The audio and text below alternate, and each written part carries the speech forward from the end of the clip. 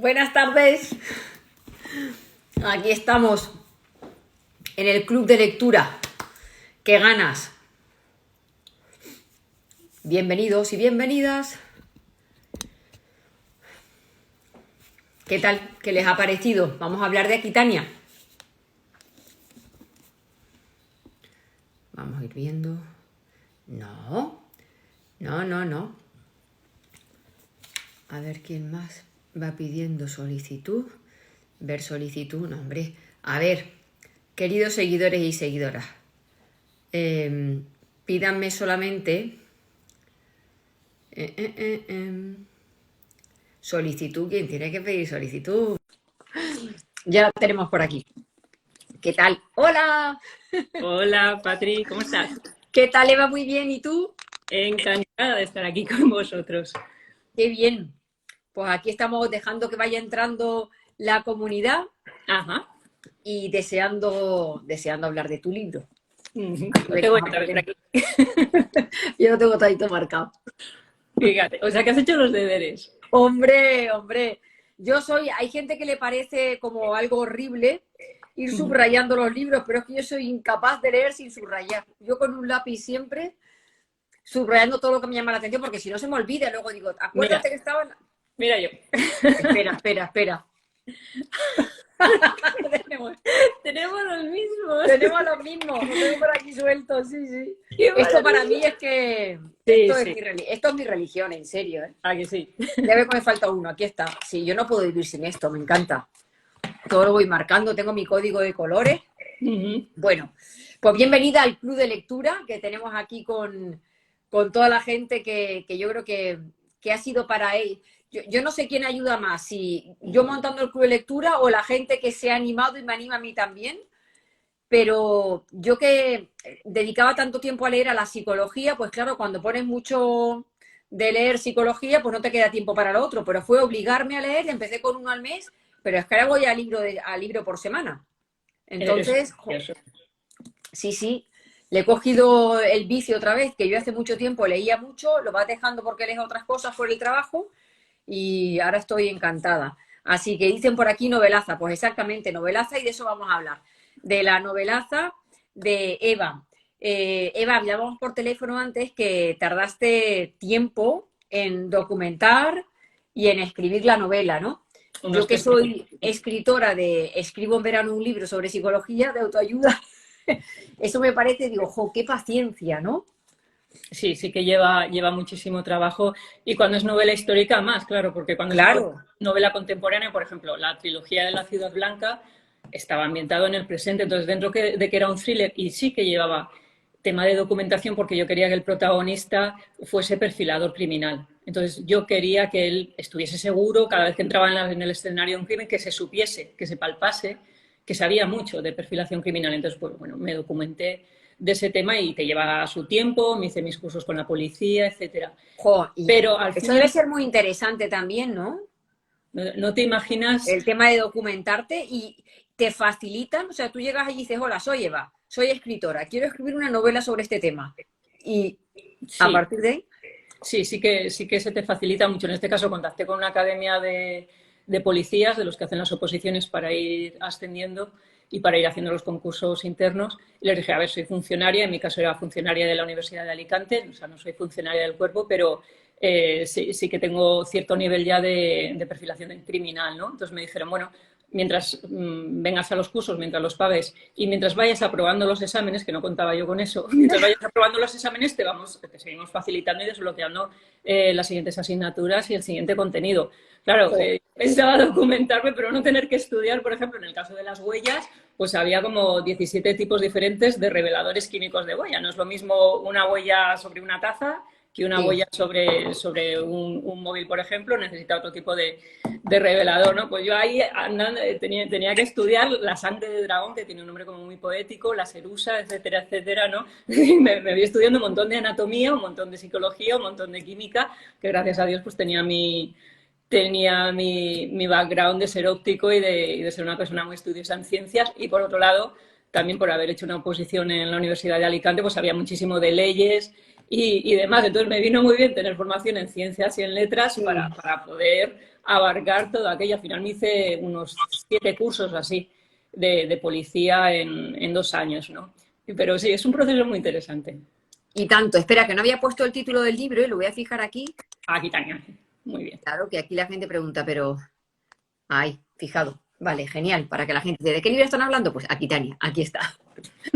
Muy bien. Y para este tuviste que irte a documentar fuera de España, porque... Claro, sí. Fui a la antigua Aquitania, que ahora es el Valle del Loira, que es Poitiers, es Chinon, es decir, toda esa Burdeos, es decir, donde nació, vivió, murió Leonor. Luego, obviamente, fue reina de Francia y después de Inglaterra, pero yo quería ir a la cuna y a la sepultura, digamos. Y allí es cierto que todo el Valle del Loira, toda esa zona, está muy presente la figura de Leonor de Aquitania. Hay muchas rutas para visitar, pues en Chinon, porque estuvo allí unos cuantos años enclaustrada, que le metió su marido.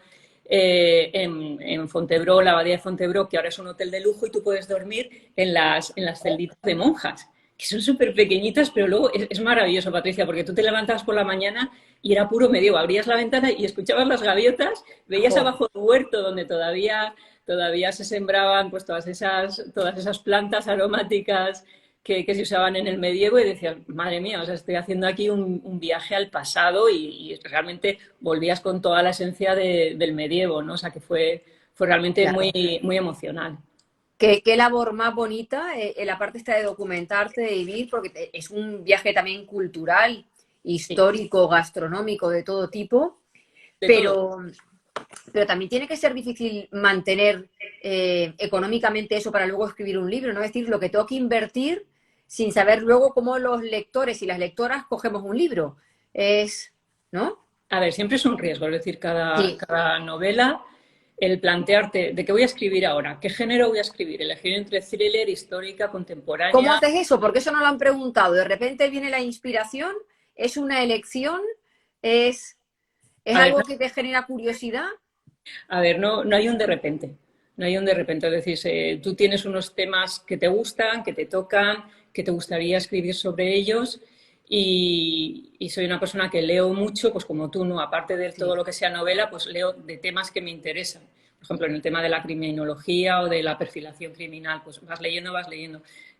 Con Aquitania, ¿cómo llegué yo a Aquitania? Pues escribiendo la anterior novela, que era Los Señores del Tiempo, que una Sí. parte estaba ambientada en el siglo XII, en el Reino de Navarra. Ahí llego y me encuentro la figura de Leonor de Aquitania, que era la madre de Ricardo Corazón de Ajá. León, y me Sí. encuentro con que ella, con 72 años, coge a Berenguela de Navarra, que era una princesa navarra, y se la lleva hasta Tierra Santa, que era donde estaba de cruzado Ricardo Corazón de León, que era el rey de Inglaterra, y se la lleva para asegurarse de que su hijo se case, porque ya tenía 42 años.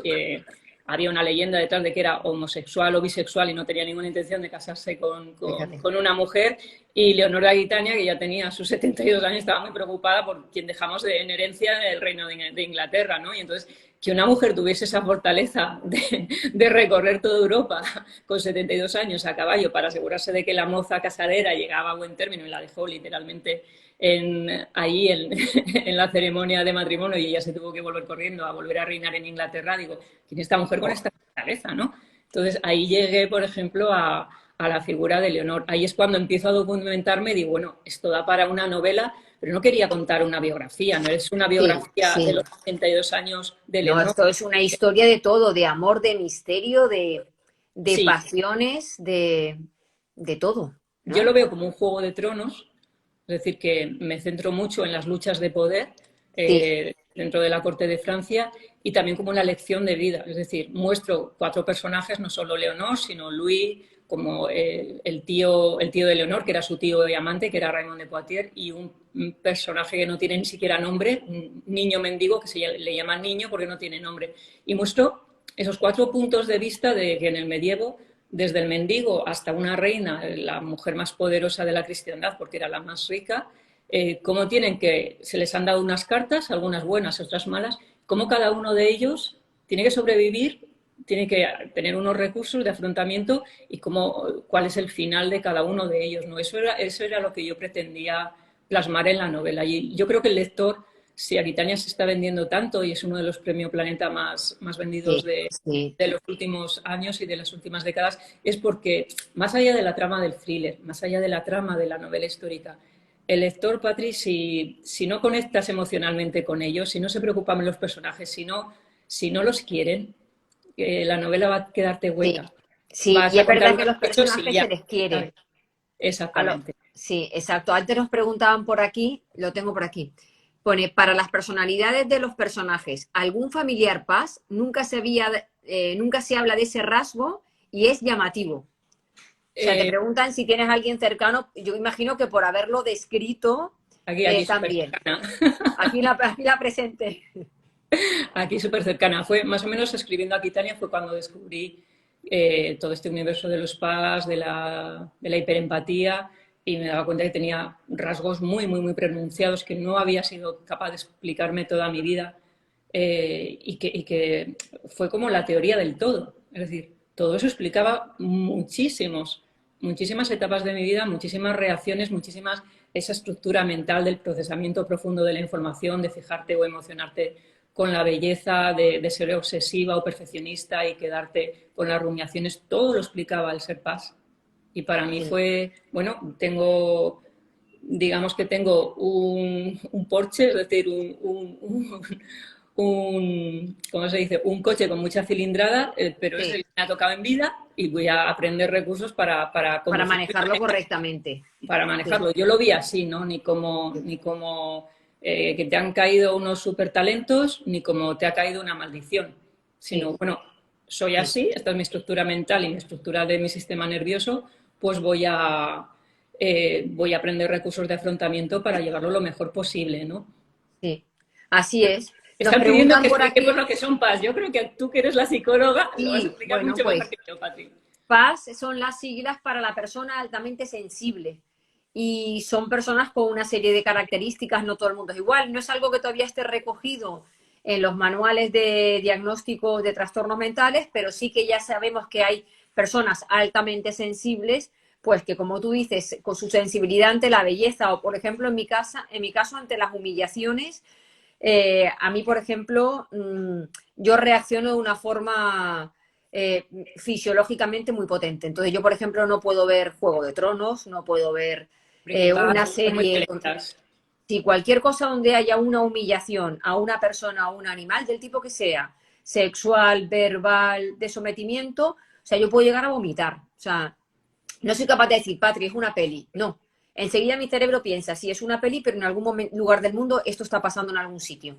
Yo me he Y llegado es, a desmayar. O sea, sí, el estar claro, presente en una escena de violencia doméstica, sí, recuerdo una tienda de juguetes en unas navidades hace 4 o 5 y me di cuenta de que tal y como hablaba ese hombre a esa mujer, ese hombre le pegaba a esa mujer. Y en ese ya, momento estaba ejerciendo una violencia verbal muy fuerte ya, hacia ella, pero empezó el estómago a darme vueltas, era como brea oscura, sí, negra, me desmayé, perdí el conocimiento, por lo visto me volví a levantar y me volví a desmayar y no lo recuerdo, entonces tuvo que venir la ambulancia y todo porque, claro, las de la tienda de claro, juguetes cuando vieron que me levantaba y volvía a desmayarme ya se preocuparon. claro, claro. Y eso Sí, me pasó sí, simplemente de la violencia que la vi real, o sea, me di cuenta de que sí, se le pegaba a esa mujer. Fíjate exacto. hasta el punto, ¿no?, que mi cerebro se Sí, evadió y reseteó. sí, sí, por un exceso de De empatía violencia, que total. la vi, la sentí, era la primera vez que sentía violencia doméstica cerca, no la había sentido nunca y mi cuerpo se reseteó, mi cerebro ¡paf! No Sí. fue capaz. Sí, tú ahí reaccionas así y yo ahí reacciono como con como con mucho ataque. Yo presencié también una escena, me acordaré siempre, en un viaje a Roma con mi familia de vacaciones, un cruce en el que había un padre y una madre que llevaban un niño en un carrito y una niña de 4 años que la pobre tenía una perreta. Bueno, la manera en que el padre la zarandeó, o sea, yo no, es que no me pude contener, me di la vuelta y le dije, pero ¿cómo se le ocurre? Claro, hubo un enfrentamiento y mi marido me dijo, Patri, un día ahí me sueltan un guantazo, pero es que no lo pude evitar. Yo pensé, digo, que es una niña de 4 años y la estás, eh, le estás maltratando. Sí, sí, Es mi sí, sí. hija y hago lo que me da la gana. Y yo le dije, pues te voy a denunciar.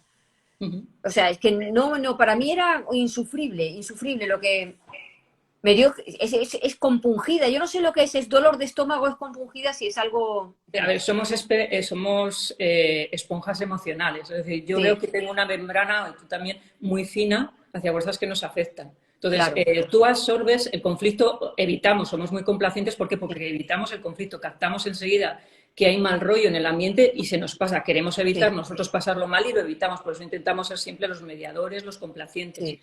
Es decir, que ponemos muchas veces pocos límites por evitar el conflicto porque es que se nos pasa a nosotros. Exactamente. El que esté siendo humillado se nos pasa a nosotros físicamente. Claro. Pero tú fíjate que hay muchas veces que en la sociedad nos han inculcado que no seas tan sensible, no seas tan susceptible, que hay que ser maduras, que hay que ponerte en tu sitio.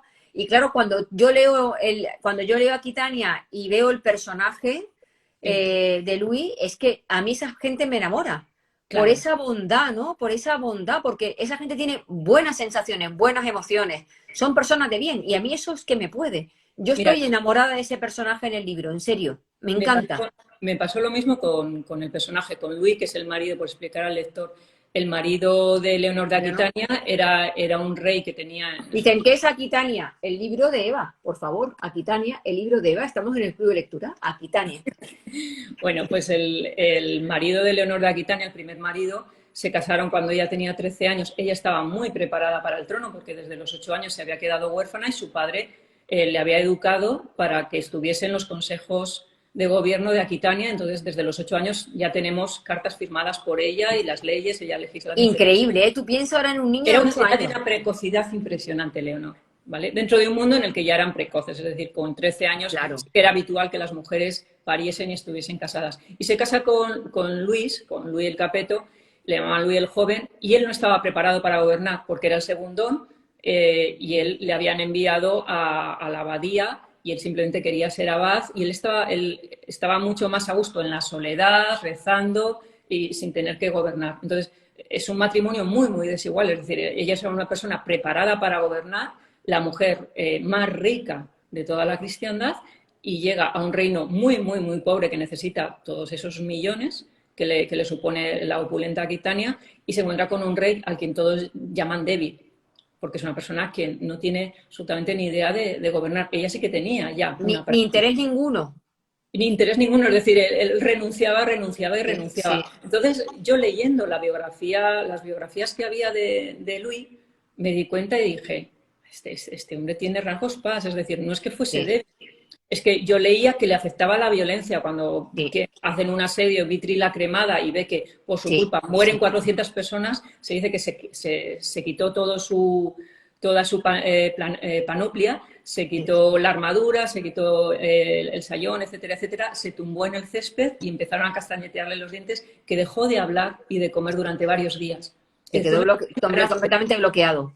Completamente saturado y bloqueado. Dejó de hablar y de acostarse con Leonor de Aquitania porque la encontró culpable y se fue a las cruzadas para pedir perdón porque decía, es que me voy a ir al infierno. Es decir, él necesitaba ir hasta Jerusalén para pedir perdón y que se le perdonase lo que él... Esto me pareció tan paz, es decir, alguien que perdone, o sea, que se vea obligado a ejercer la violencia porque eres un rey en el medievo y los reyes en el medievo estaban obligados a ser comandantes de los ejércitos, es decir, ir en primera línea de batalla con su caballo blanco y ser los que ejerciesen esa violencia. Imagínate, yo pensé, ¿y si no habrá habido ningún rey en la historia que haya tenido rasgos paz? Es bastante probable. ¿Cómo lo llevaría? Entonces me pareció muy interesante tirar del hilo del personaje por ahí y contrastarle con alguien tan fuerte como Leonor. Entonces, en lugar de hacer una pareja que se odien, porque eran enemigos naturales, digo, ¿y por qué no son una especie de equipo de bomberos apagafuegos? Es decir, se cubren las espaldas tú por aquí y yo por allá. Pero yo creo que ella lo comprendió muy bien. Sí. Porque yo creo que fueron más se había cómplices. Fascinado con él en otro momento, por no depelar, creo yo. Exactamente. Ella tuvo el acierto de ver esa debilidad, de verlo como una serena fortaleza. Y eso es lo que me gusta, porque Luis acabó siendo un rey muy, muy querido en Francia. Muy querido porque era noble y era muy justo. Y a mí eso me parece muy hermoso para un rey en el medievo, ¿no? Entonces, es un personaje, yo también se me nota, ¿no? Y además es bonito cuando un escritor ama al personaje, se nota, porque es capaz de transmitir ese amor. Y cuando los lectores me dicen, yo también me he enamorado de Luis, digo, bien, lo he conseguido. He conseguido que se note que yo le quería muchísimo a ese rey, a ese personaje. Sí, yo esperaba que en algún momento del libro ella le confesara la maldad la maldad del eunuco, cuando la aborda, sí, yo decía, algún día se lo tiene que decir, esto no puede pasar impune. Sí, sí. Era parte de la trama y también es cierto que entre ellos hay muchos silencios y Sí, muchos secretos sí, que fueron históricos. Entonces había cosas que yo estaba muy amordazada por la trama real, por la trama histórica. claro, Y claro, tenía que llevarlos por ahí y no tener esa libertad claro, claro. Pero qué bien acaba ese momento final acaba muy bien. Es que es de los Sí. momentos que más me alegré en el libro, de verdad. Dije, guau, Es una de las escenas favoritas de los lectores. Ese totalmente. momento yo creo en el que dices, por fin un poquito de justicia y se reparte Exacto, justicia. Sí. exacto, exacto. Bueno, la gente nos preguntaba por aquí bueno, ¿qué te llevó a escoger el tema? Esto lo hemos visto ya, ¿no? Viene de la anterior novela que te Pero inspira. del tiempo. Sí. Exacto. Pone otra, ¿habrá algún día a continuación de la Sala de los Longevos? Pues mira, es una pregunta que se me hace desde 2014, desde que escribí la segunda parte. A ver, lo de los longevos es algo que siempre, siempre está pendiente y siempre me ha dado pues cierta pena, ¿no? Es decir, a mí me gustaría mucho que la editorial apostase por ellos y porque hubiese una tercera parte y que quedase una trilogía conclusa. Eh, Espero que lo haya algún día, espero que lo haya. Genial. Nos preguntan también que si se inspira en alguien para crear sus personajes, en este caso tiene esa parte histórica, sí, pero imagino que lo preguntarán por otros. Uh-huh. A ver, por ejemplo, en la trilogía de La Ciudad Blanca, el abuelo de Kraken, que es el personaje después de Kraken, el más querido de toda la trilogía, lo tuve muy fácil porque era mi propio abuelo. Anda. Mi abuelo materno, el que vivió en el pueblo de Kraken, en Villaverde, y fue muy bonito porque mi abuelo es de los cuatro abuelos que tuve y que tuve la suerte de que me conocieron hasta ser adulta, pues fue el único que sí que vivió esos primeros años sí que se enteró de que era escritora, los demás se quedaron en que yo era óptico, pero sí que vivió que yo era escritora, ¿no? Y él falleció en 2013, es decir, fue antes de empezar a escribir la trilogía. Fue bonito, Patri, porque lo devolvía a la vida. Es decir, Claro, claro. su manera de caminar, de enroscarse la boina o de mentir, cuando mentía pues se tocaba la boina y se la enroscaba un poquito más, ¿no? Y esa manera de déjate de hostias y sigue adelante. Y ese hablar poco, pero cuando hablaba todo lo escuchábamos porque tenía muchísimo sentido común y era un gran contador de historias, era un hombre que tenía pues esa gracia, digamos, del hombre sensato que ha visto mucho en la vida, ¿no? Es decir, estaba siempre como un poquito vuelta de todo. Me encanta una frase que él decía siempre, decía, yo el día que me vaya me iré callandito y silbandito. Y te lo decía con una sonrisa, ¿no? Y se fue así.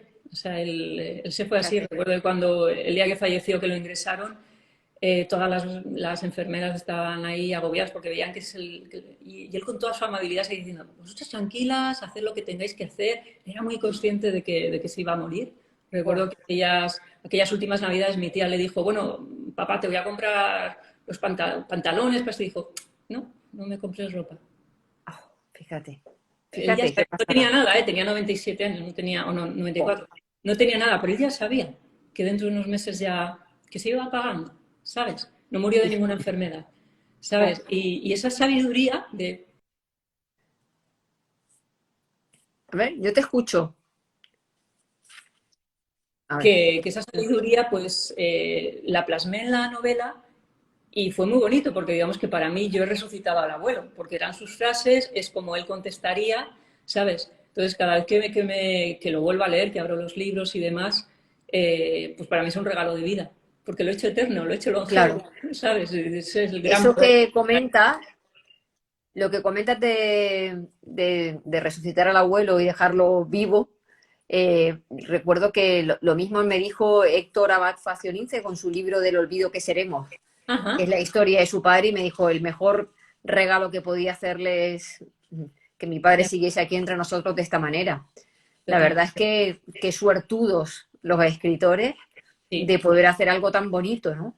Claro, para mí es un privilegio también. Mi abuela Lucía, por ejemplo, salía como personaje dentro del asedio de los señores del tiempo, y mi abuelo Amancio salía como Tiburcio Saliurturi. Cogí apellidos de mi tatarabuelo, combiné con apellidos maternos, pero era mi abuelo Amancio. Salía en la trama del Silencio de la Ciudad Blanca, tal cual era, ¿no? En su residencia de Txagorritxu, con su silla de ruedas, etcétera, etcétera. Salía exactamente igual. Claro, para mí me encuentro a mis abuelos cada vez que Claro. los leo, ¿no? Es muy bonito. Claro. Ellos no lo han llegado a ver, ninguno de ellos, pero es un poco mi homenaje a devolverles toda esa sabiduría que me dieron. Eva, Yo alguien nos ha sé que también preguntado... tienes tú un vínculo muy personal, que lo tuviste Sí, con tu abuela, con mi abuela. sé que me entiendes Sí. perfectamente. Yo te entiendo perfectamente porque el vínculo con mi abuela era así. Además que se llamaba Eva, me has dicho antes, ¿no? Eva, exactamente. Sí, para mí es un nombre muy especial. Claro, que tiene muchas connotaciones. Sí, que nos preguntaban por aquí que a qué edad empezaste a escribir. Pues mira, a diario y muchas páginas, como 10, 11, con 14 años. En primero de BUP, que estaba en Vitoria, en el cole de San Viator, el profesor de lengua nos puso como ejercicio que escribiésemos un diario y que le entregásemos el cuaderno a final de curso. Claro, Ajá. imagínate con 14 años todo lo que no puedes contarle a un cura. Claro, claro. De todo. Porque claro, es cuando empiezas con chicos, con tonterías, con todo, ¿no? Pero yo empecé a escribir teniendo en cuenta la posterior censura y me di cuenta, Patri, de que me expresaba, o sea, me convertí en mi mejor amiga de papel. A ver si te explico. Es Qué decir, chulo. sí, porque desde entonces he tenido muy buenas amigas y muy buenos amigos, pero no desde la necesidad del desahogo, ¿entiendes? Sino porque me Sí, aportasen algo más. Pero yo me he sí, convertido en mi sí. confesora y en mi mejor amiga. Es decir, si me tengo que explicar la vida, me la explico yo, ¿sabes? Y me ha servido mucho para estar muy a gusto sola y lo encontraba muy nutritivo, es decir, todo el lío mental que podía tener y que he podido tener a lo largo de toda mi vida, el contármelo, ¿sabes? Te El, ayudaba a ordenarlo. sí. Entonces me he acostumbrado y por eso siempre escribo en primera persona. Y cuando algunos puntos de vista, como el de niño, lo hago en tercera persona, en narrador omnisciente, es decir, esa Sí, especie de Dios sí. que todo lo ve, para mí es como un juego literario, es un ejercicio literario que hago. Pero mis personajes siempre van en primera persona. ¿Por qué? Porque es la voz de la que llevo escribiendo 34 años, todos los días de mi vida, ¿sabes? 11, 12, Fíjate. 13, 14 páginas. Casi no es una adicción en el sentido de que no es algo que si no necesito estoy mal, pero sí que es algo a lo que recurro todos los días de mi vida, a escribir lo que me pasa y lo que me preocupa y tal. Entonces, digamos que lo descargo ahí y ya, pero es algo que necesito hacer todos los días. Es Entonces, algo súper sanador. es muy nutritivo, es muy sanador, Sí, sí. me quita el lío de la cabeza, me hace ver en qué pongo el foco, lo importante y toda la basura mental me la quito, pero hasta el punto de que jamás releo lo que escribo y Ya. normalmente lo que hago el ejercicio, tengo aquí detrás un destructor de papeles y todos los días todas esas 11 hojas, para que veas que para mí físicamente está ahí, o sea, es basura mental y la destrozo, no la vuelvo a Qué leer. bueno. Es un desahogo y lo suelto, ¿entiendes? Es mi manera de decir, Sí, todos esos pensamientos me sobran, los he sacado de sí, mi mente fuera, y no lo has tienen ningún sacado. lugar, ¿sabes? En psicología eso se llama defusión, que es sacar fuera todo aquello, tomar distancia con todo aquello que es tóxico y deshacerte de ello. Pues mira, sin saberlo es lo que he hecho durante los últimos 30 años de mi vida. Sí. Bueno, ¿qué más nos dicen por aquí? Que dice una persona, soy de las que a veces piensa, solo sé sufrir. ¿Qué consejo nos darías para lograr pensar, solo sé seguir? Y ya Pues explicamos de mira, dónde viene el solo sé seguir. sí, el solo sé seguir Lemas. de los lemas es ficticio, es totalmente ficticio, pero es algo que le adjudico a los duques de Aquitania. Primero las tres S del solo sé subir y después acabó cambiando el arco de transformación del personaje que Leonor aprende a que gobernar no es solo subir y ir aplastando cabezas, sino que es mucho más responsable el solo sé seguir. Respondiendo a la lectora de cómo salgo Sí. del solo sé sufrir, pues yo te diría con otras tres S, que es solo sé salir. Después del solo sé salir vas a llegar al solo sé seguir. Y me explico. Si eres una persona que todo es sufrimiento y demás, muchas veces es más el contexto. Si tienes algo que te drena, si tienes algo tóxico, si Sí. estás en un ambiente de trabajo o en un ambiente de pareja o familiar, que te drena, etcétera, etcétera. Muchas veces todo esto, tú hablabas últimamente en tus redes sociales de esta positividad tóxica, ¿vale? Y Sí, estoy totalmente sí, de acuerdo con ella del pase lo que pase, sé feliz, no sé qué, no sé cuánto. Bueno, y yo creo que también el contexto hace muchas veces que esto es como un barco que por mucho que tú remes, si tiene un agujero y te entra agua todos los días, vas a estar a achicar el agua, no a remar, no vas a sí, avanzar. Es decir, sí, si estás sufriendo porque el contexto o tienes personas al lado o tienes un entorno narcisista o tóxico sí, o sí, que te drena, primero sal. O sea, solo sé salir. Yo lo uso mucho, es decir, si un entorno no me, o una persona, un grupo de personas no me aporta más y me drena más que me aporta, salgo. Es decir, yo soy muy de cerrar puertas y nunca miro hacia atrás. Es decir, salgo de ese entorno y a mí se me da muy bien empezar de cero porque he vivido en Vitoria, en Alicante, en Alicante. Es decir, soy seminómada. Por otro lado, he trabajado 10 años en el sector en el sector óptico, 10 años en el sector de la universidad, ahora 10 años en el sector literario. Es decir, si tengo que reinventarme y partir de cero, me reinvento. ¿Sabes? Es decir, cuando algo ya veo que ya tiene un tope y veo un techo de cristal que me doy cabezazos y que por ahí no, bueno, me reinvento y empiezo de nuevo. Y yo te diría claro. que del solo sé salir, llegarías al solo sé seguir, ¿no? Sí, yo creo que salir de situaciones tóxicas es importante, saber Totalmente. apartarte de ellas. Uh-huh. Sí.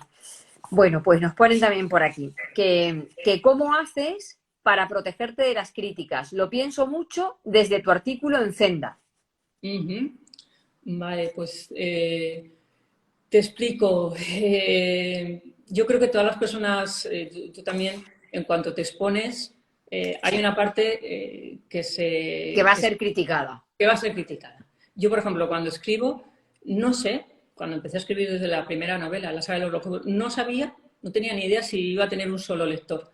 No sabía si la novela iba a gustar, porque era mi primera novela. Lo que sí que tenía claro es que si era leída, alguna crítica tendría. Es decir, cuento con eso. Siempre cuento. Y, por ejemplo, cuando me presenté al Planeta, yo sabía, por ejemplo, que los premios Planeta, gane quien lo gane, hay una parte, hay un porcentaje de crítica de más. Es decir, no solo por el contenido de tu novela, sino por el hecho de haber ganado el Planeta, siempre hay alguien a quien le sienta mal. ¿Por qué? Porque es el premio, después del Premio Nobel de Literatura, es el premio mejor dotado del mundo entero. Es el segundo premio. Es decir, y siempre va a haber alguien, algún letraherido o alguna persona que va a pensar, no, es que debería haberlo ganado no sé quién, o debería haberlo ganado yo Ya, mismo, etcétera, claro. etcétera. Es decir, el premio Planeta, gane quien lo gane, todos los años hay gente que le sienta mal y hay gente que la va a criticar. Yo cuando escribí Aquitania en ese sentido, dije, voy a escribir lo que me apetece escribir. Lo fácil hubiese sido para mí seguir escribiendo thriller. Y sin embargo me pasé histórica porque era lo que me apetecía. Sabía que iba a llevar una parte de crítica. Sí, sí. La asumí. Es decir, el asumir de entrada que no vas a gustar a todo el mundo y no pasa nada, Patrick, quiero decirte, No, tampoco exacto, y no pasa es que nada. no estoy salvando el mundo, lo entiendo, o sea, a mí no me gusta todo el mundo, no me gustan todas las novelas y leo mucho y no me gusta cómo trabaja todo el mundo en su sector profesional, es decir, yo siempre tendría alguna Sí, crítica que hacer o no siempre, pero y no la hago, además eso me ha hecho muy respetuosa yo jamás he hecho una crítica de ningún servicio ni de ninguna persona públicamente ni dejarla en internet. ¿Por qué? Porque sé que hay una persona detrás y que le puedo fastidiar el día, ¿sabes? a mí me pasa lo mismo, Eva, cuando veo alguna crítica en las redes, hombre, yo veo que hay críticas que son enriquecedoras o que te la hacen planteando una duda, pero alguna vez veo una crítica y yo pienso, digo, ¿la gente mide las consecuencias de lo que No, escribe? No. no, para La nada. gente tiene su rabia dentro y la suelta. Y Sí. yo, hay veces que pienso, digo, la gente sabe que mis hijos leen esta crítica, porque a mí eso me parece como muy tierno pensar, oye, la crítica que tú le estás dejando a otra persona tiene hijos que también lo están leyendo y que están leyendo que tú estás hablando así de su madre sin ningún motivo. Porque, ¿sabes? Y eso digo, jo, qué poca sensibilidad. Yo tampoco hago, yo hay muchas veces que leo un post y no me gusta y pienso con mí, no me gusta, me callo, pero no opino porque pienso, Nunca. ¿qué voy a aportar con esto? Digo, la persona lo ha escrito, o desde su experiencia, o de su corazón, o desde lo que siente. Digo, ¿qué hago yo opinando aquí que no me gusta? El Digo, si tema, algún día tengo la oportunidad, pues igual se lo digo en persona, pero si no, digo yo, pues no, no, la gente saca su rabia, oye, como si no hubiera un mañana, ¿eh? a ver, yo creo que hay una explicación y tú que eres psicóloga me lo vas a confirmar o no. Yo creo que hay una parte de todo esto, los ofendiditos de Internet, Sí. Hay una parte de que el hacerte el ofendidito, el sentirte juez de algo, hay una parte de serotonina que te da ese subidón de si yo critico algo, me siento por encima intelectualmente de quien lo ha hecho y yo Sí, te sí, digo, esto sí. está mal, esto está Sí, mal. Luego te da un subidón. El sí. tema de acceder a una famosa o a un famoso y, oye, tengo acceso y le ha llegado que yo opino esto de su libro, por ejemplo, te da ese subidón de la cercanía, es decir, ese brillo que a mí me ha costado Sí. llegar hasta aquí, a base de esfuerzo, de 10 años escribiendo, escribiendo, escribiendo y exponiéndome y quedándome, pues en muchos casos, sin otras facetas de mi Claro, vida, claro. esa persona simplemente con un clic y poniendo eres una no sé qué, no sé cuántos, accede a ti. Y Sí, tiene un poder real sobre ti en el sentido de que si has tenido un mal día, tal vez ese día veas ese comentario y puede acabar de hundirte. Es un sí, poder real. Y ese poder, aunque sea momentáneo y sea imaginario, hace que la gente se sí. sienta bien y ese desahogo y ese empoderamiento, ¿no? Es Y irresponsable. acompañado con la amenaza, ahora te dejo de seguir. Que a mí eso ya es como, Por favor, déjame de seguir. Yo, digo, por favor, yo cuando algo me chirría, igual lo dejo dejo de de seguir, seguir. pero no Sí. aviso. Pero, porque es como, toma, ahora dejo de respirar y me convierto en pera. A ver, Es que Patri, esto es todo en la vida, y lo digo en Aquitania, todo en la vida es la lucha por los recursos. En este sí, caso, Instagram, ¿qué es lo que han dado las redes sociales? La posibilidad de que cualquier persona, incluso muchos sin tener una carrera profesional detrás o aportando valor, como aportas tú o como aporto yo, lleguen a tener esa visibilidad social, que es lo que decimos, da sí, serotonina, sí, es decir, da gustito sí.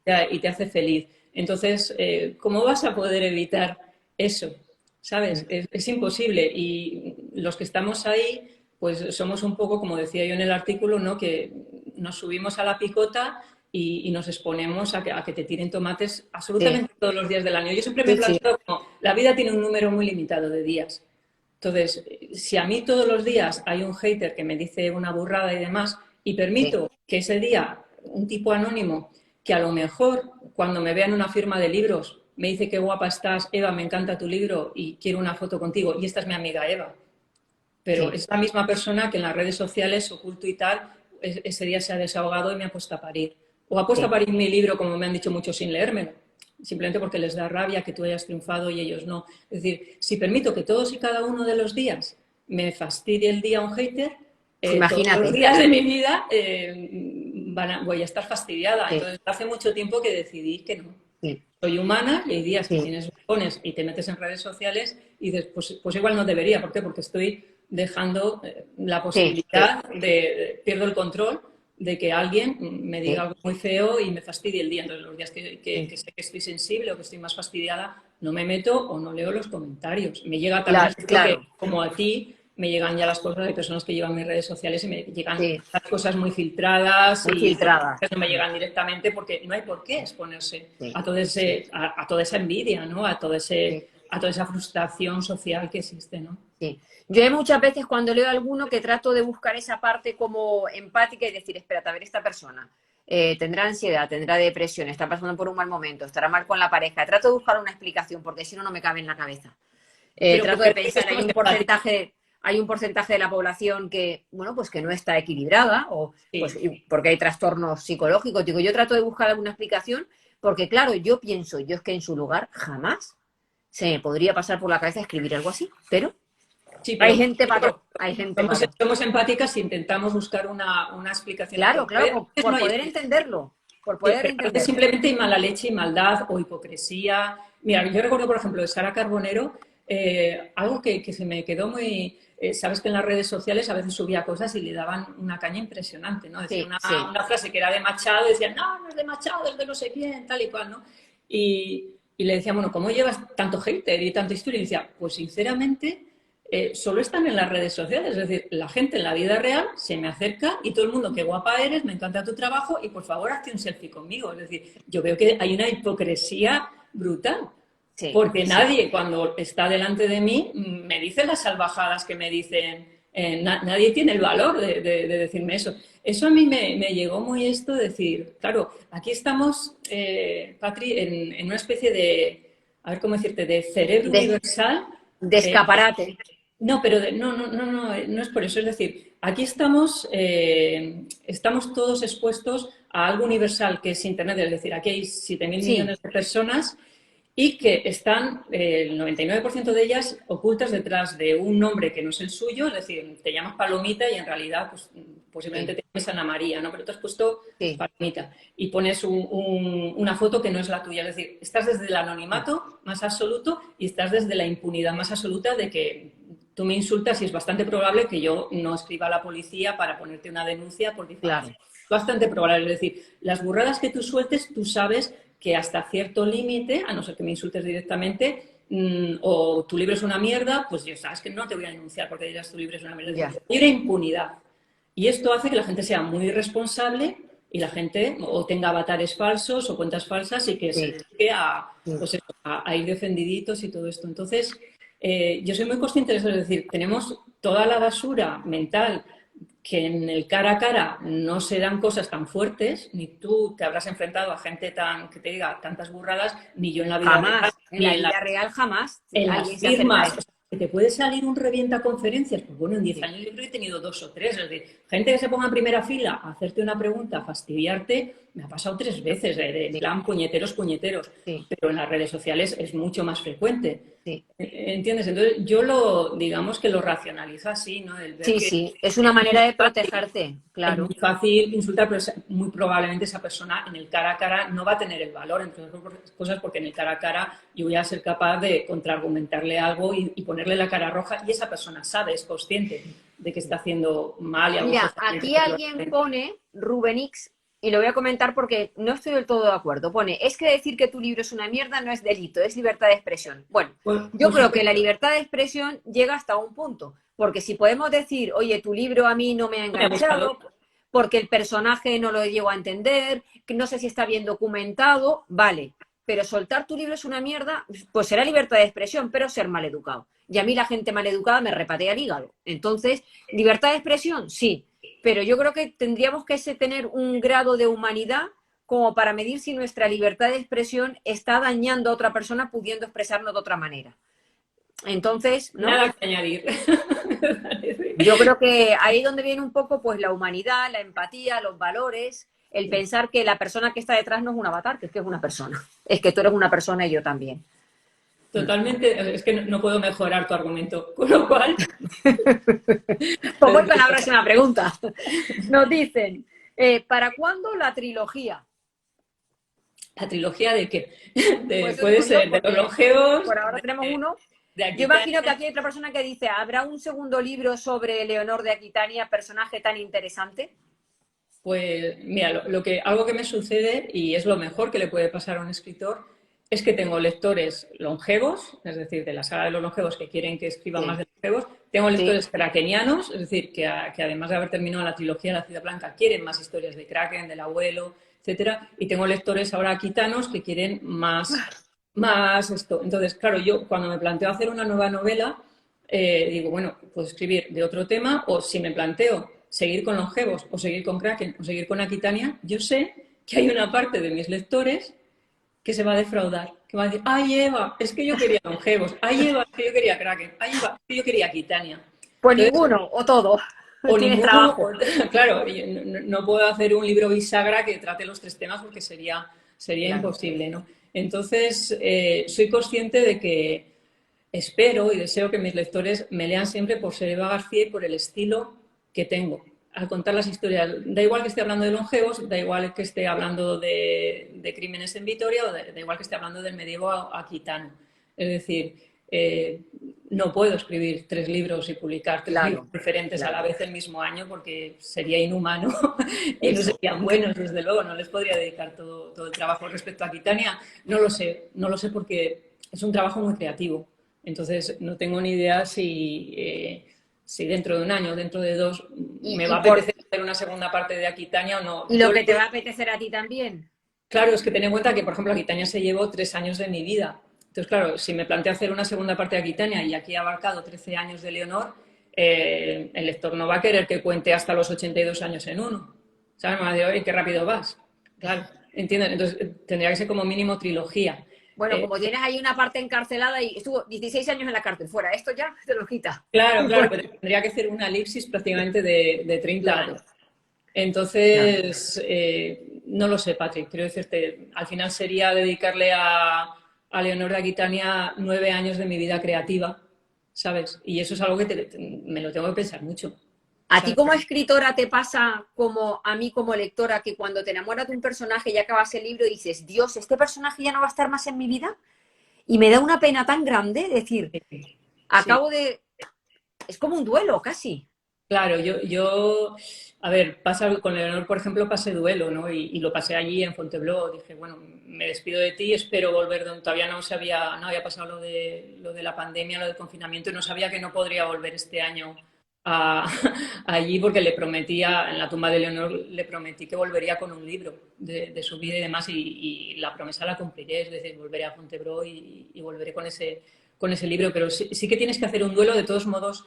Mis duelos son un poco ficticios porque ellos se quedan. Los personajes, los que más me llegan, se me quedan para toda la vida como mentores en la cabeza. Y me explico, por ejemplo, con la saga de los longevos son unos personajes que empecé a escribir en 2009, hace ya Sí. 11 años. Pero tanto Iago del Castillo como Nagorno, como Lur y como Gunnar, pues son personajes que todos ellos tienen una sabiduría más allá de lo normal porque son longevos, uno tiene 10.000 años, otros 28.000, es decir, han pasado por muchas culturas y cada uno tiene un perfil muy diferente. Por ejemplo, Gunnar es una persona que es un hedonista, es muy estoico y tiene una manera pues muy estratégica de ver la vida, ¿no? Una manera de 360 grados. Entonces, en muchos momentos de mi vida yo me pregunto, ¿qué haría Gunnar en esta situación? Pues cuando murió mi padre o momentos duros, por ejemplo, dices, qué haría Héctor? Un hombre que tiene ya 28.000 años y que ha pasado por todas las culturas a lo largo de estos milenios. ¿Qué haría él en esta situación? O ante una pandemia, ¿qué harían los longevos en esta situación? ¿No? O sea, es algo que me lo he preguntado muchas veces y ellos me sirven de mentores. Tiene un poco que ver con Carl Jung y con todos los arquetipos. No me creo mis propios arquetipos y me Qué hacen de chulo. mentor. ¿Sabes? Entonces, o el abuelo, pues claro, yo tuve mi propio mentor, que eran mis Claro, cuatro abuelos, ¿no? claro.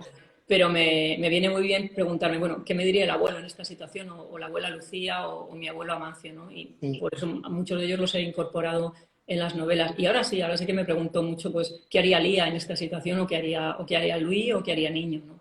Claro. Antes nos han preguntado por aquí 2 veces ya que por qué con un seudónimo en el Premio Planeta. Pues fíjate, quería ser tío. Qué bueno. Te lo juro. Mira, dije, le puse el nombre de Yago, por Yago, no, por Santiago, o sea, por Yago del Sí. Castillo, que es el primer personaje que creé y con el que estoy emocionalmente más vinculada, es uno de los longevos, y Sí, Shelby por los Peaky Blinders, por la familia Shelby, que es una serie de Netflix sí, sí, sí. que me sirvió muchísimo de inspiración para el personaje de Galerán, para mí era Tomás Shelby, es decir, era un tío frío, de pómulos altos, siempre con un cigarrillo en la boca y tal, y siempre el Tommy tiene un plan, ¿no? O sea, yo a Galerán le veía con esa frialdad y con eso. Entonces le puse Santiago Shelby y me apetecía que el jurado no supiese que había una mujer detrás. Anda, qué bueno. Y entonces, tú fíjate, fue precioso porque cuando me Interesante llamaron, cuando luego descubren quién es, ¿no? ahí voy. Recuerdo que Juan Eslava Galán o estos el día antes decían, cuando me llamaron, porque este año fue diferente y digamos la fumata blanca fue un día antes, ¿no? Cuando me llamaron, oye Eva, cógete el primer avión que haya para Barcelona, que mañana es esto, pero lo has ganado tú. ¿Y qué ha dicho el jurado? Y me decían, pues decían, ay, este Santiago Selvi, vaya novelón, vaya tal, que esto, que decían que qué madurez, que esto, cómo tiene en cuenta tal. Cuando abrieron la plica y vieron que era una tal Eva García Saldurturi, me imagino que se asomaron a internet y dijeron, ¿cómo una chica tan joven es capaz de escribir una obra tan madura? Y tan, claro, una chica joven, yo con 48 años, te quedas un poco diciendo, a ver, nuestro presidente de gobierno tiene mi edad, 48 años, y nadie dice, este chico joven que nos Claro, gobierna. claro, ¿Sabes? claro. Entonces, me encantó que juzgasen una novela histórica como si fuese un hombre, porque Fíjate. las alabanzas y las críticas que yo tuve por parte del jurado cuando gané el Sí, Planeta era alabar una novela histórica, el aurdimbre, el vocabulario, las tramas, los sí, personajes, exactamente todo. O sea, era un tapiz medieval. Es decir, recibir las críticas como las puede recibir cualquier hombre que escriba novela histórica. En cuanto ya fue Eva García, que era una chica joven, primero la sorpresa, el cómo una chica joven puede tener la madurez de escribir esto, de hacerte el harakiri. Pero es que luego todas las críticas que ha habido con respecto a Quitania como novela histórica han tenido ese sesgo de, ay, es una chica joven la que lo ha escrito. Fíjate. Ha sido muy diferente la valoración que se hizo cuando se pensó que era un hombre el que había detrás, al pensar que era una chica joven. Vaya. Yo no sé cuántos años tengo que tener para que dejen de considerar. Tengo casi medio siglo de vida. Ahora bueno, yo 49 feliz porque años. si tú con 48 eres joven, yo con 50 también. Claro, somos chicas jóvenes, ¿sabes? Bueno, pues no lo sé. Yo siempre creo además que las escritoras empiezan a considerarnos intelectuales de prestigio y se nos empiezan a preguntar por las cosas importantes de la vida cuando tenemos muchas canas. Es decir, piensa en Margaret Atwood con el cuento de la criada. Tiene que tener 80 años y muchas canas para que ella se considere que puede ser candidata al premio Nobel. Ana María Matute o Tony Robinson. Sí. Es decir, a nivel internacional en España se considera que una mujer puede vender mucho, puede tal, pero bueno, es una chica joven que escribe. Una intelectual y que se nos haga las mismas preguntas a que nuestros colegas varones, necesitamos ya no ser atractivas, no ser jóvenes, peinar muchas canas y ser abuelas. Es decir, esto de ser joven o la belleza con la inteligencia, con la cultura, todavía cuesta mucho. Hay una disonancia cognitiva aquí importante todavía. Totalmente, social, ¿no? totalmente. Mira, alguien nos ha preguntado, nos dice por aquí, Eva, me encantó Aquitania y con esta entrevista me dan muchas ganas de leer el resto de tus novelas. ¿Por cuál crees que podría empezar? La trilogía de la Ciudad Blanca. Empieza por El silencio de la Ciudad Blanca. Si te ha enamorado Lía, si te ha enamorado Niño, etcétera, te vas a enamorar de Kraken, de Esti, te vas a enamorar del abuelo. Genial. Te va a pasar genial. Bueno, yo antes de que se nos acabe aquí el tiempo, tengo algunas cosas que he subrayado en el libro. Una que me encanta que dice, en una conversación, dice, tu poder no tiene por qué ser verdadero. Con hacer que los demás te vean poderosa será suficiente al principio. Te dará la ventaja de la iniciativa. Siempre actúa a la ofensiva. Así es como avanzarás. Si juegas a la defensiva, estarás centrada en no perder poder ni territorios. Si atacas, ganas terreno. Pero si te defiendes, retrocedes 2 pasos. Sí, todo dicho. Sí. Lo de, aparte yo te comentaba cuando hemos hablado por teléfono que William James decía que si no tienes una habilidad, que actúes como si la tuvieras. Y aquí lo he visto reflejado, pero ya lo decía, no hace falta que llegase uno de los padres de la psicología. Ya lo dijeron en la Edad Media, ¿no? Tu poder no tiene por qué ser verdadero. Con hacer que los demás te vean poderosa ya es suficiente. Sí, ten en cuenta que en los juegos de poder las apariencias son muy importantes. Ahora lo llamamos comunicación no verbal, ¿vale? Pero en la comunicación no verbal la planificación del escenario, la planificación de toda la escenografía es muy importante. Lo sigue siendo, lo ves ahora en política, lo ves en televisión, lo vemos en las redes sociales. Es decir, la apariencia y lo que proyectas es prácticamente más importante que la verdad. Así es. Tengo aquí otra frase de nuestro querido Luis que dice, nadie es invulnerable. Matar es lo más sencillo del mundo. Basta con la intención, la imaginación, la posibilidad, la fuerza bruta, la maldad, la ira, unas monedas. Matar no tiene mérito. Hacer daño no tiene mérito. Todos podemos. El mérito es tener un motivo y elegir no hacerlo. Eso me parece que es de una sabiduría y de una bondad, ¿vale? Esa es la fortaleza que admiro y que parece que nadie comparte conmigo. Eso es una frase de Luis, es una frase muy paz. Es una decir, belleza. Los valores de Luis, de una persona empática, paz, es puedes tener poder como para hacer daño, pero no lo haces. Eso a mí me parece una fortaleza y un valor de vida muy importante, ¿no? Totalmente, me parece. Aparte creo que tiene toda la razón. Todos podemos hacer daño con cualquier tontería que digas, pero la fortaleza está en saber que puedes hacerlo y que no tienes por qué hacerlo. Y volvemos al tema, por ejemplo, de las redes sociales. ¿Qué ha pasado con las redes sociales? Que es fácil hacer daño. Entonces, se está viendo quién tiene... O sea, yo pienso, tú te retratas, ¿no? Es decir, con tus actos te retratas. El que hagas algo tan cobarde como criticar a alguien con mala educación, por ejemplo, no tiene ningún mérito. Es decir, puede que te sientas poderoso, pero en realidad no lo eres. Eres muy cobarde. ¿Por qué? Porque todos podemos hacer daño ahora mismo en redes sociales. Exacto. Podemos iniciar una campaña de difamación. Es lo fácil y ahora mismo todos tenemos la potestad de hacerlo sin recibir un castigo social. Pero el verdadero Exacto. poder, lo que a mí me hace admirar a una persona o apartarla de mi vida, es que decida no hacerlo, pese a que pueda. Exacto. Dos comentarios más. La conversación que tienen las dos hermanas. Tus debilidades a Elite nunca las expongas. Tus enemigos del mañana se contarán entre tus aliados de hoy. No los habitualles con tus secretos, tus confesiones y tus debilidades. Son las armas que usarán contra ti. Nunca lo olvides. En toda guerra, en última instancia, siempre estamos solos. A veces la guerra no es ganar, la guerra es resistir. Sí, eso habla, por ejemplo, del enemigo cercano.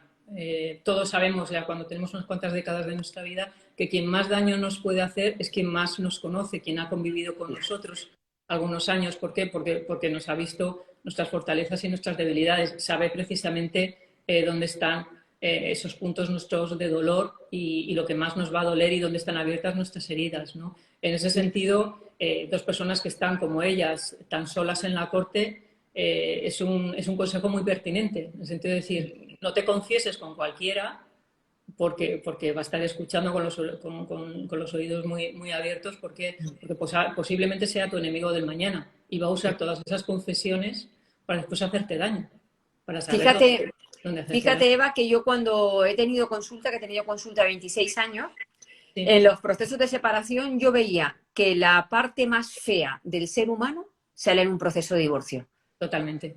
porque tienes todas las vulnerabilidades del otro y Y todas tienes, sus confesiones. y tienes la Qué posibilidad de pena hacerle.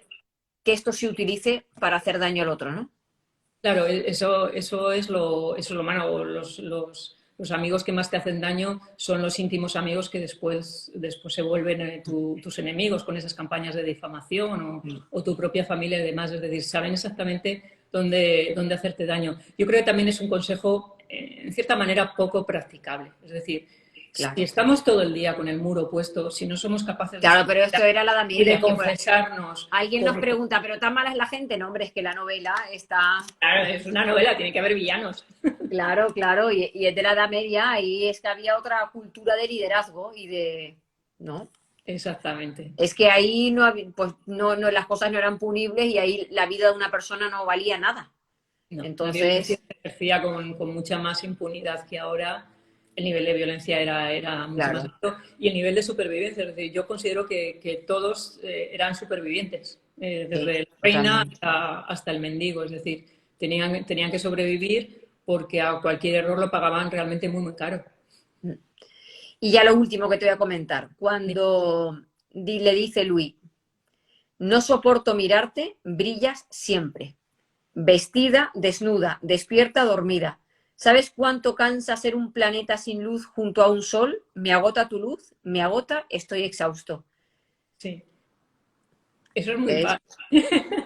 Sí, Eso es sí, muy padre. Eso es una confesión de Luis yo pienso que el Luis histórico le tuvo que pasar eso. Es decir, sí, un personajazo como Leonor de Aquitania, que siempre destacaba, que tenía una presencia, por lo que dicen, imponente, que tenía a todos los hombres de Europa enamorados, y que tenía esa cultura vastísima y esa inteligencia política, frente a un hombre que se consideraba débil, que solo quería salir corriendo a los bancos de la abadía. Pienso que tenía que ser muy agotador para él sí, el tener tanta fortaleza al sí, lado, ¿no? Que tenía que estar exhausto. Yo pienso también las personas, las parejas, que uno es muy alfa y el otro es muy beta, también el beta tiene que sentirse agotado y tiene que tomarse sus descansos con sí, respecto a si tienes una persona a tu lado con una sí, personalidad muy arrolladora, ¿no? sí, así es. Pues Eva, millones de gracias. Es un libro maravilloso con unos personajes que enamoran.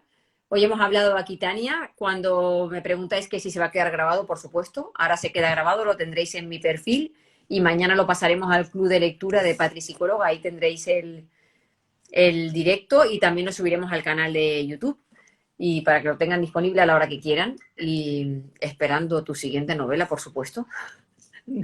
La gente con muchísimas ganas a ver por dónde nos sales, Eva. Será Bueno, un placer leerte, de verdad. A mí me ha parecido maravilloso. Al principio empecé a leer, yo no estoy acostumbrada a leer de manera histórica y claro, la terminología, el vocabulario y luego de repente es como un enganche y no poder parar. Una maravilla. pues me Sí, alegro mucho de tenerte como lectora y Sí. bueno, te admiro te sigo desde hace bastante tiempo. También soy muy lectora tuya. Pienso que creo que los tengo todos tus libros y me Muchas han dado gracias. muchísimo, y no te lo digo por decir, o sea, me ha dado muchísimos recursos vitales para que, un ejemplo práctico, tu método jódete, es decir, me sirve mucho para el bloqueo. Cuando digo, no quiero escribir este capítulo, Pues pues pienso en ti jódete. y digo, mira, pues eso, jódete, Eva. Yo también me lo aplico a mí, ¿eh? Yo también me lo aplico, la terapia del jodete. Porque es que hay veces en que no nos podemos contemplar tanto.